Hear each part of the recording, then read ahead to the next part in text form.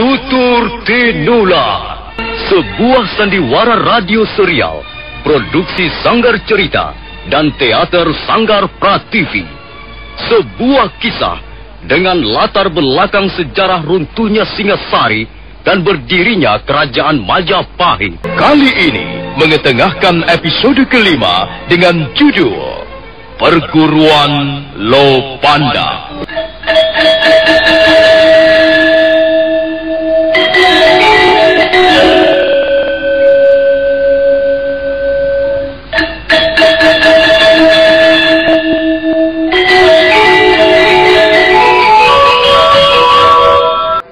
Jaran Bangka dan Jaran Lejong saling berpandangan. Sementara penunggang kuda di depan mereka masih saja mengumbar tawanya. Mereka tidak dapat menerka apa maksud tawa itu. Sesaat kemudian tawa itu pun lenyap. Penunggang kuda itu menyipitkan matanya, lalu mendengus keras sambil melompat turun. Hai, kalian prajurit-prajurit Kediri. Kalian hanya banyak laga. Ayo, turun dari kuda. Aku tantang kalian berbaku hantam. Kakang Jaran Bangka. Apa orang ini sudah gila? Ayo turun. Aku ingin tahu, apakah kehebatan prajurit-prajurit Kediri seperti yang disombongkannya itu. Kau siapa? Dan apa maksudmu menantang kami? Aku adalah Linggapati. Aku sama sekali tidak senang melihat tingkah laku kalian di desaku ini. Oh, jadi kau masih warga desa Lopanda, ya? Desaku bukan tempat untuk pamer kesombongan. Lebih baik kalian berdua segera angkat kaki dari sini. Hebat. Mengapa tiba-tiba kita berhadapan dengan orang tolol seperti ini, kakak? Jangan banyak bicara. Ayo turun. Iya, baik. Aku akan turun. Apa maumu sekarang? Tunggu, Adi Jaran Lejong. Kau sebenarnya punya persoalan apa dengan kami, Linggapati? Bukan hanya aku yang mempunyai persoalan dengan prajurit-prajurit Kediri. Perbuatan kalian dan teman-teman kalian sudah melampaui batas. Kemarin di desa Cunggrang 2 orang warga desa telah mati karena dianiaya oleh prajurit-prajurit Kediri. Berita-berita tentang tindakan sewenang-wenang seperti ini sudah tak asing lagi di telinga kami. Dan sekarang kau masuk ke daerah kami, ke desa Lopanda. Di sini pun kau agaknya sudah melakukan perbuatan yang tidak terpuji. Kau aniaya salah seorang warga desa kami dan kau remukkan cangkulnya. Hei, Linggapati. Apakah kau masih ada hubungan saudara dengan Wong Kilur? Sekalipun Wong Kilur itu orang lain, aku tetap tidak terima dia diperlakukan sewenang-wenang. Wong Kilur pantas mendapat perlakuan seperti itu.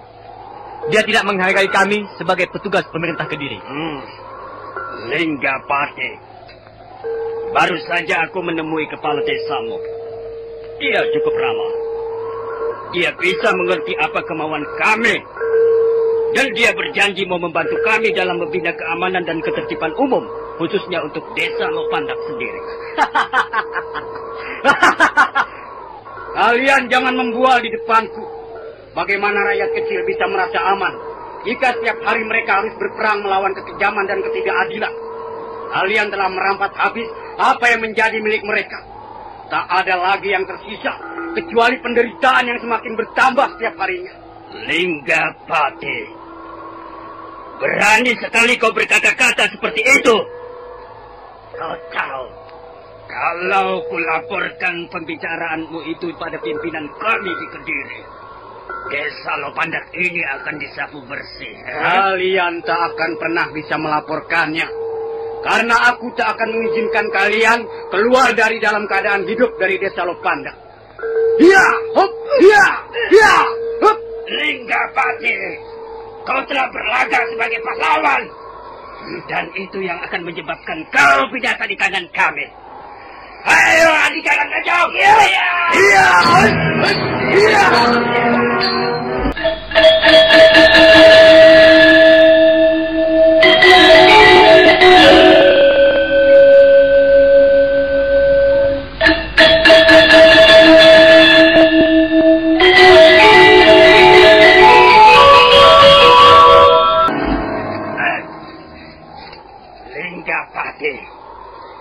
sudah melakukan kesalahan paling besar yang akan merugikan desa kelahiranmu. Kau berani menyerang kami, petugas-petugas keamanan pemerintah Kediri. Linggapati, pemuda berbadan tegap dan nampak kurang sabaran itu, tidak menanggapi kata-kata Jaran Pangkal. Dia hanya melirik ke kiri dan ke kanan, ke arah pohon-pohon liar di sekitarnya. Jaran Pangkal dan Jaran Lejong terkejut karena mendadak dari sela-sela pohon-pohon liar bermunculan sosok-sosok tubuh. Mereka rata-rata masih muda dan di tangannya menggenggam aneka macam senjata tajam. Oh, jadi rupanya kalian sudah merencanakan semua ini. Kalian bermaksud memperdaya kami. Kami sudah tak sabar lagi, tuan-tuan. Perbuatan kalian benar-benar sudah memuakkan. Kami tidak akan tahan lagi. Baiklah. Tapi apakah kalian tahu bahwa akibat yang bisa timbul karena perbuatan kalian ini sungguh-sungguh tidak menyenangkan? Kalian tidak perlu mengancam kami. Tekad kami sudah bulat. Lebih baik kami mati berkalang tanah daripada harus ditendang, dipukul, dan dihina seperti gembel jalanan. Kalian memang gembel jalanan. Untuk busuk, pendekar busuk. Kalian akan mampus di tangan kami.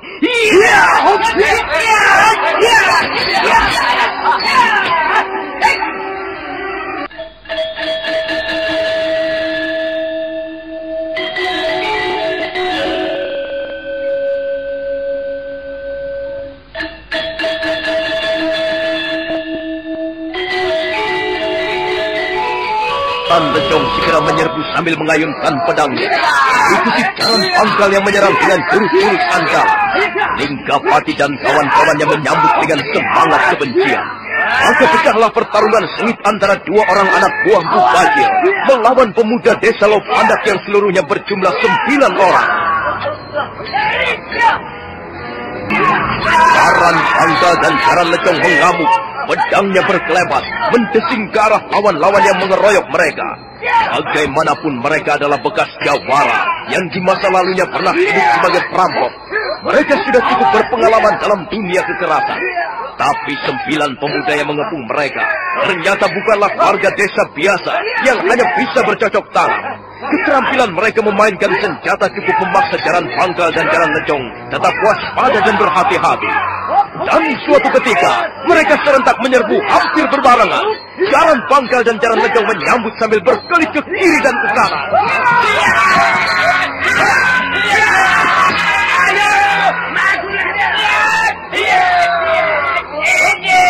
Lawanlah Jaran Pangkal! Kurang ajar! Mereka telah membunuh teman-teman kita. Ayo, sergap terus, bunuh saja mereka, bunuh saja. Iya, hop, iya, hop, iya, hop, iya.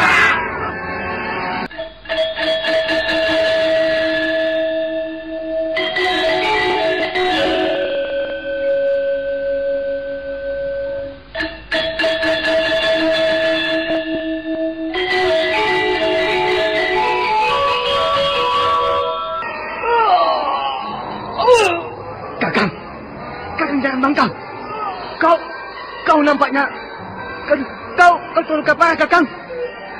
Kakang. Kakang. Lambungku terkena sabetan pedang Linggapati. Pedang itu pasti dibubuhi racun. Kakang. Panas sekali rasanya.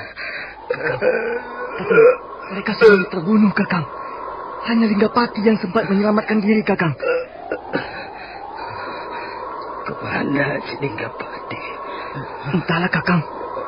Dia berlari ke arah sana, masuk ke dalam hutan, Kakang. Kakang. Peristiwa ini bukan main-main, Adi Jaran Lejong. Iya, Kakang. Pasti ada yang berdiri di belakang mereka itu. Sudahlah, Kakang. Kita harus segera meninggalkan tempat ini, Kakang. Kau saja yang pergi, Ade. Kakang. Lukaku sangat parah. Darahku banyak yang keluar.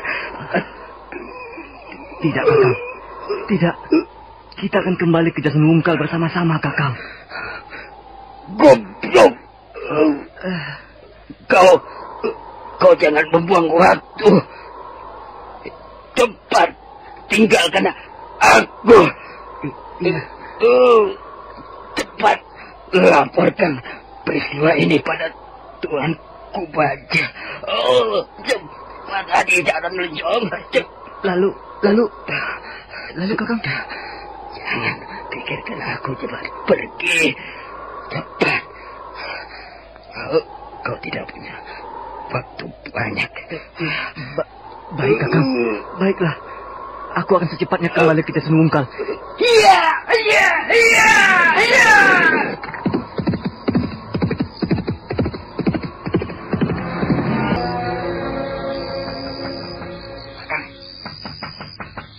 Kami. Buka pintunya, Kakang. Oh, siapa itu? Aku, Wong Kilur. Cepat buka pintunya, Kakang. Oh, iya, sebentar. Ada apa, Wong Kilur? Cepat ambil kudamu dan ikut aku, Kakang. Hah? Ada apa? Nanti ku jelaskan. Atau Kakang bisa melihatnya sendiri. Kita harus segera ke pagar Gunung Batu. Ada peristiwa gawat yang menimpa desa kita, Kakang. Oh, baik. Tunggu. Aku akan berpakaian dan mengambil kudaku.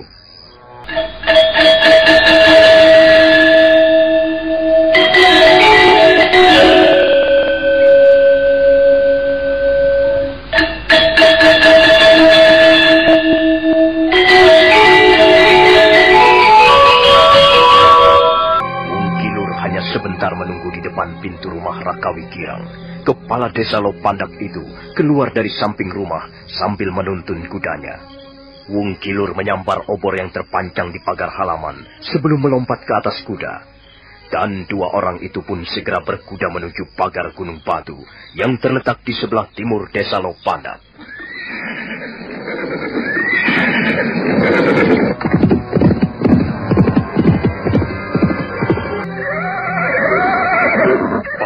Gila. Benar-benar gila. Mengapa bisa begini, Wong Kilur? Jumlah semua yang mati ada 9 orang, Kakang. Oh. Termasuk Jaran Bangkal. Lihat mayatnya tergeletak di atas akar pohon. Kurang ajar. Rupanya aku telah dikhianati oleh seseorang. Wong Kilur. Iya, Kakang. Aku akan bertanya padamu. Jawablah dengan jujur. Kakang Rakawi Girang mencurigai aku. Oh, bukan begitu. Akulah yang harus bertanggung jawab atas peristiwa ini. Karena aku kepala desa. Baiklah. Apa yang ingin kau tanyakan, Kakang? Kaukah yang merencanakan semua ini? Tidak. Wong Kilur, kau harus bisa membuktikan bahwa kau tidak terlibat dalam peristiwa ini. Kita semua tahu, hampir seluruh warga desa mendengar bahwa 2 prajurit Kediri itu telah menganiayamu di tengah sawah. Iya. Mereka memang telah menganiaya aku. Bahkan pendekar yang bernama Jaran Lejong itu telah meremukkan cangkulku, Kakang. Nah, tapi bukan berarti aku lalu sakit hati dan tidak mampu menahan diri. Aku masih seorang warga desa yang patuh dan menghargai kata-kata kepala desanya, Kakang. Kakang boleh percaya boleh tidak, tapi aku sudah memberikan pengakuan yang benar. Baiklah, Wong Kilur. Aku percaya kata-katamu.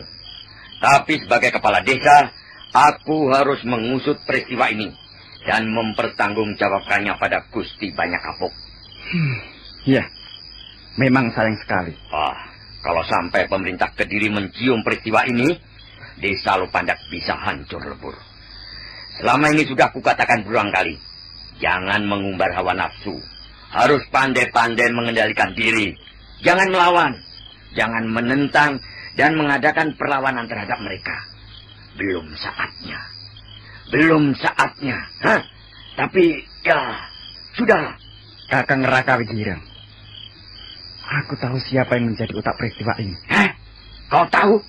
Semula aku sudah berusaha mencegah, tapi dia nekat. Anak muda selalu begitu, berdarah panas, dan akhirnya terjadilah peristiwa ini. Tapi aku tidak menduga dia bisa mengumpulkan teman-temannya sebanyak 8 orang. Siapa orang yang kau maksudkan itu, Wong Kilur? Linggapati. Linggapati?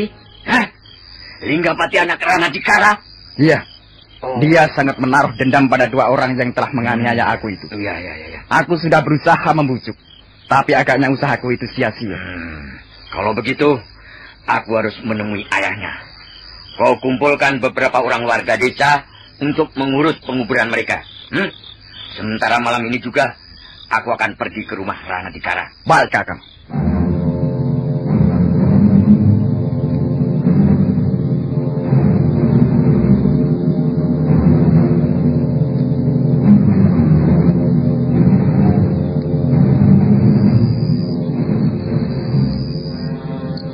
Linggapati. Anakku Linggapati telah berbuat seperti itu? Iya, Wong Kilor yang mengatakannya padaku. Akan ku hajar anak itu. Oh, sabar Rana Dikara. Tidak perlu terburu nafsu. Semua kita hadapi dengan kepala dingin. Jangan gerusa-gerusu. Apa yang telah dilakukan Linggapati dan teman-temannya jelas akan membawa akibat buruk bagi desa Lopandak. Dan yang lebih mengkhawatirkan lagi, akibat buruk itu bisa menggagalkan rencana besar Gusti Sanggramawijaya. Jadi sekarang aku harus bagaimana, Raka Wigirang? Anak itu jelas tidak akan berani pulang ke Lopandak. Oh, itu tugasmu, Rana Dikara. Kau harus dapat menemukan anakmu dan membawanya ke rumahku. Selanjutnya, akulah yang akan melaporkannya pada Gusti Banyak Kapuk. Baiklah. Aku berjanji akan membawa anakku kembali ke Lopandak. Dia memang bersalah besar. Dia harus bertanggung. Raka Wigirang segera minta diri. Rana Dikara kelihatan sangat kesal. Malam itu dia tidak bisa tidur karena memikirkan anaknya Linggapati. Fajar masih cukup jauh ketika orang tua itu menuntun kudanya ke halaman. Linggapati, anak gemblong. Kau akan kutangkap sendiri. Aku sendiri, bapakmu, yang akan memburu dan menangkapmu, Linggapati. Rana Dikara terus berkuda menyusuri lereng-lereng. Dan akhirnya kuda itu lenyap di balik pohon-pohon besar. Tapi mendadak, laki-laki brewok dan berbadan tegap itu menarik tali kekang kudanya. Ada orang duduk di bawah pohon, di atas sebongkah batu hitam. Sepertinya si Linggapati, anak setan. Apa yang dikerjakannya di situ? Apa dia sudah kesurupan atau bagaimana? Iya, jelas dia Linggapati. Awas kau, anak edan. Akan kuringkus kau malam ini juga. Rupanya dia tidak melihat kehadiranku. Mungkin pikirannya sedang kacau. Rana Dikara pelan-pelan turun dari punggung kudanya. Sebuah pedang pendek tergenggam di tangan kanannya. Dia hanya mau berjaga-jaga saja. Takut orang itu ternyata bukan Linggapati, melainkan perampok yang sedang istirahat atau tertidur. Langkah-langkah Rana Dikara semakin jauh meninggalkan kudanya. Tapi dia sangat terkejut begitu orang itu berbalik dan langsung menyerangnya dengan pedangnya.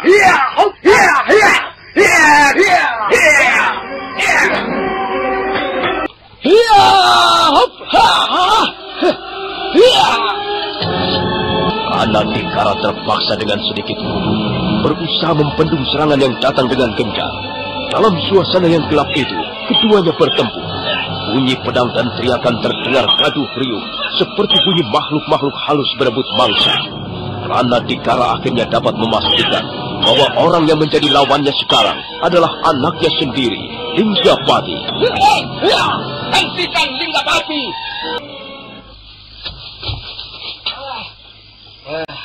Linggapati, benar kau Linggapati anakku? Ayah, anak bodoh. Apa yang kau kerjakan di sini? Ayo, pulang. Saya tidak mau, Ayah. Tidak? Kau mau menjadi kawanan anjing liar? Ayo pulang. Aku sudah tahu semuanya. Aku tahu apa yang kau lakukan pada prajurit-prajurit Kediri itu. Aku tidak berani pulang, Ayah. Kau mau menjadi seorang pengecut? Kau sudah memalukan ayahmu, Linggapati. Mengapa kau lakukan tindakan liar itu? Sembrono. Kau tahu akibat apa yang akan ditanggung seluruh warga desa Lopandak? Aku tidak bisa menahan diri lagi, Ayah. Prajurit-prajurit Kediri itu memang sudah keterlaluan. Lalu kau mengajak teman-temanmu untuk mencegat mereka, Dan kau tahu apa yang terjadi? 8 orang temanmu semuanya terbunuh. Apakah sikapmu itu bisa dikatakan terpuji? Dan sekarang kau melarikan diri ke hutan seperti anjing kena gebuk. Memalukan. Aku tidak takut melawan prajurit-prajurit Kediri itu, Ayah.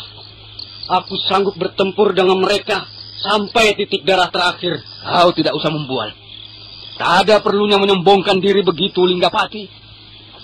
Aku baru percaya bahwa kau seorang pemuda yang gagah berani. Kalau sekarang ikut aku pulang. Ayo, tunjukkanlah bahwa kau adalah seorang pemberani di depan Gusti Banyak Kapuk. Tidak, Ayah. Aku tidak mau pulang. Mengapa? Kau takut? Bukan karena takut, Ayah. Aku tidak mau pulang karena aku pasti akan disalahkan. Jadi kau tetap merasa bahwa tindakanmu yang edan-edanan ini benar, hah? Kau dan teman-temanmu telah mengeroyok 2 orang prajurit Kediri. Prajurit-prajurit Kediri itu memang harus dilawan, Ayah, supaya tidak semakin sewenang-wenang. Jadi kau mau melawan prajurit-prajurit Kediri, hah? Itu sama halnya kau mau memberontak, hah? Apa kau merasa sudah punya cukup orang? Kau punya kekuatan untuk menumpas mereka? Linggapati, kau masih terlalu muda. Kau tahu, prajurit Kediri itu jumlahnya puluhan ribu. Dan mereka semua terlatih baik dalam hal ulah kanuragan. 1000 orang prajurit sudah akan bisa memusnahkan desa Lopandak ini. Sudahlah, Linggapati. Jangan seperti anak kecil. Ayo, pulang. Kau harus mempertanggungjawabkan perbuatanmu di depan kepala desa dan Gusti Banyak Kapuk. Tidak, Ayah. Aku tidak mau pulang. Lebih baik aku mati di tengah hutan belantara daripada aku harus pulang, Ayah, dan menanggung rasa malu. Jadi kau nekat tidak mau pulang? Tidak, Ayah. Jangan paksa aku, Ayah. Kau memang anak susah diurus. Mau atau tidak, kau harus pulang bersamaku. Jangan lari, Linggapati!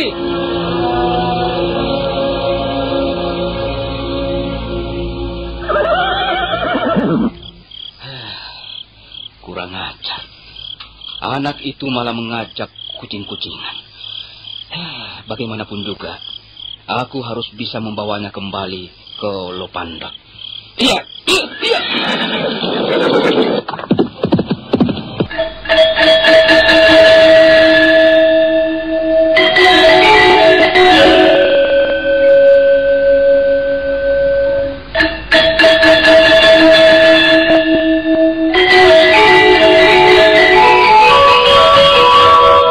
Ranadikara tidak bisa melewati jalan yang dilewati anaknya. Dia terpaksa mengambil jalan memutar. Kuda yang ditungganginya berlari kencang di tepian tebing terjal, di atas lembah yang banyak ditumbuhi pohon-pohon besar. Kuda itu melompati sebuah sungai besar. Ranadikara menarik tali kekang kudanya ketika melihat ada seorang gadis cantik berdiri di tengah jalan. Hei, Wardamurti. Bukankah kau Wardamurti, anak gadis Rakawikirang? Benar, Paman. Saya Wardamurti. Apa yang kau lakukan di sini? Saya menyesal sekali. Mengapa Kakang Linggapati sampai berbuat nekat? Jadi kau di sini untuk mencari anakku, Linggapati? Iya, Paman. Saya tahu di mana dia berada. Kau tahu di mana bocah gemblung itu? Hah? Kalau begitu, ayo, tunjukkan tempatnya. Akan kuseret anak itu ke Lopandak sekarang juga. Jangan, Paman. Lebih baik Paman Ranadikara kembali saja ke Lopandak. Soal Kakang Linggapati, serahkan saja pada saya. Biar saya yang membujuknya. Wardamurti, Linggapati itu anakku. Maka akulah yang harus mempertanggungjawabkan segala perbuatannya. Aku sudah berjanji pada ayahmu untuk segera membawanya kembali ke Lopandak. Gusti Banyak Kapuk harus segera mendapat laporan yang terperinci soal pembunuhan ini. Kakang Linggapati tidak akan mau pulang bersama Paman. Kalau dia tidak mau pulang, aku akan memaksanya. Jangan, Paman. Jangan menghadapinya dengan kekerasan dan paksaan. Biarlah saya yang akan menghadapinya. Kalau Paman Ranadikara percaya pada saya akan berusaha membawanya ke Lopandak sebelum malam nanti. Tolong Paman, biarlah saya yang membujuknya. Saya kenal wataknya. Saya yakin akan bisa membawanya pulang tanpa harus menggunakan kekerasan. Mengapa tidak kita berdua saja menemuinya? Kalau memang kau tahu tempat persembunyian si anak liar itu, katakanlah. Lalu kita temui dia bersama-sama. Jangan Paman, itu tidak mungkin. Kakang Linggapati tidak mungkin mau kalau kita jemput bersama. Dia orangnya keras dan harga dirinya besar. Dia lebih suka mati daripada harus dibawa pulang seperti orang tangkapan. Iya, mungkin benar apa yang kau katakan itu. Lalu bagaimana? Apa yang harus kukatakan kalau ayahmu nanti menanyakan soal Linggapati? Paman tidak usah menemui ayah saya. Sebelum Kakang Linggapati saya bawa kembali. Paman menunggu saja di rumah. Kalau begitu baiklah. Tapi ingat, kalau sampai malam nanti kau belum juga kembali, aku terpaksa meminta ayahmu agar mengerahkan warga desa untuk mencarinya ke tengah hutan.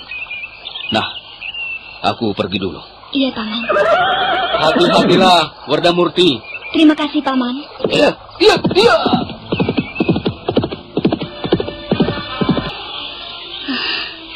Kakang Linggapati memang muda panas. Dia sebenarnya baik, tapi mudah sekali terpancing hawa marahnya. Biasanya dia di sekitar tempat ini. Tapi mungkin sekarang dia bersembunyi di tempat lain. Kakang Linggapati. Mungkin dia bersembunyi di tempat lain. Aku akan mencarinya di sekitar tempat ini.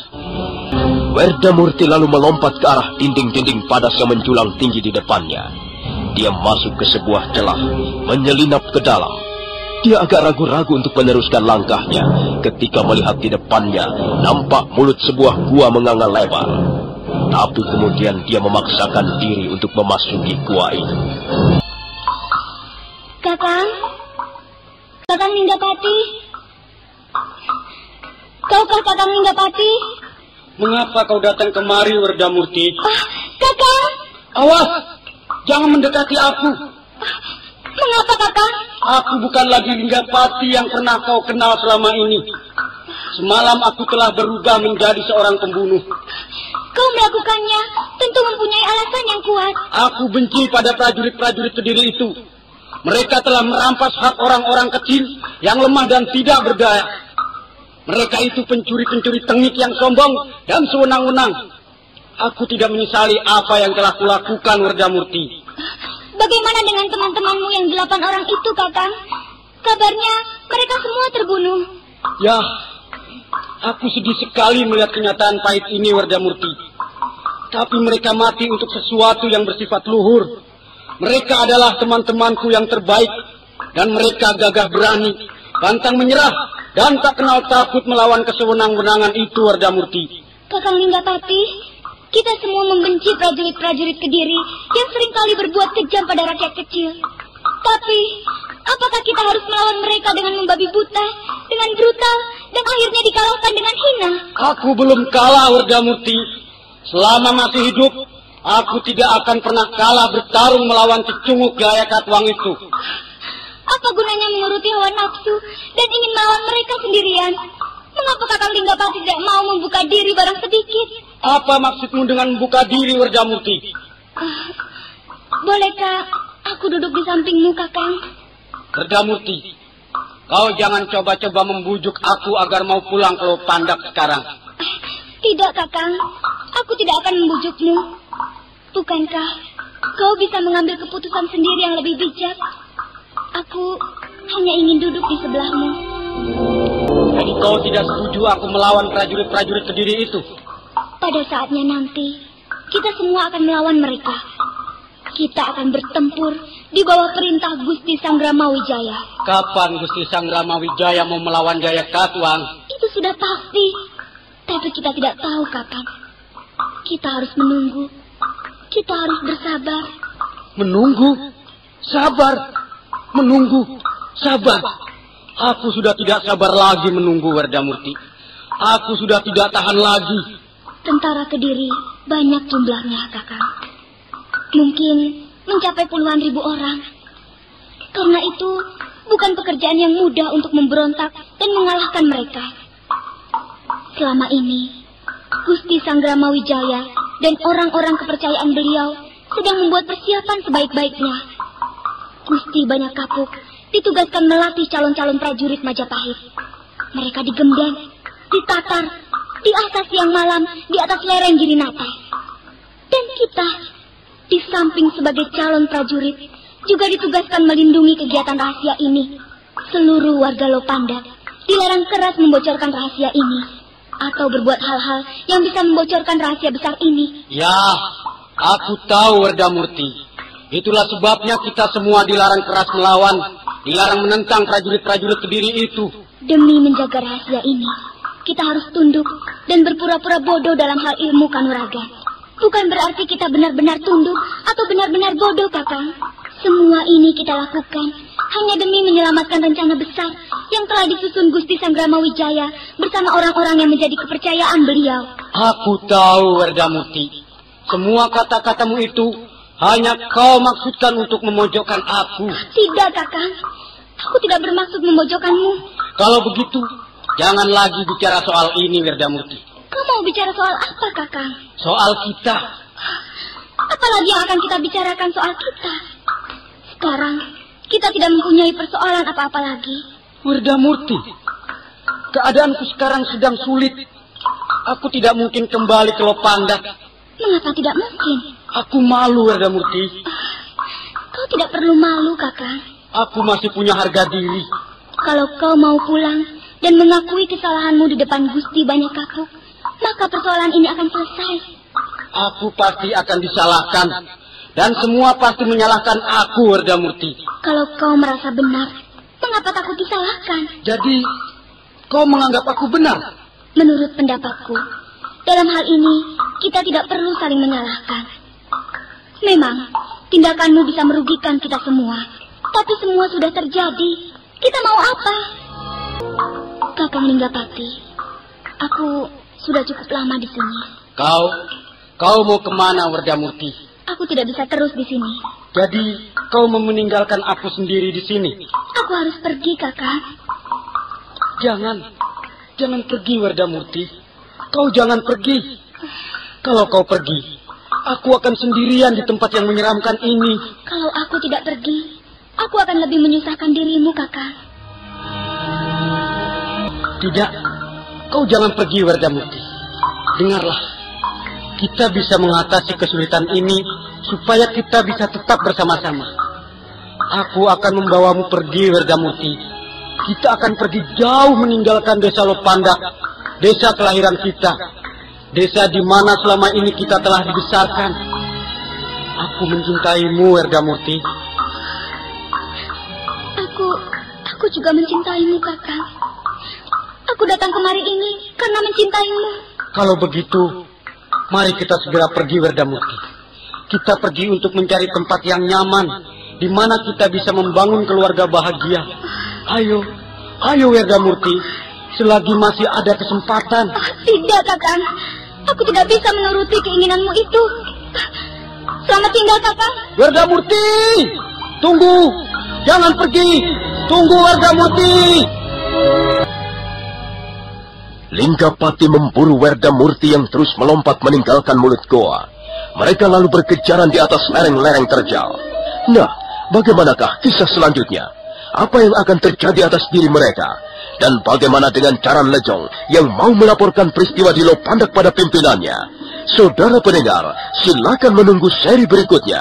Sampai jumpa.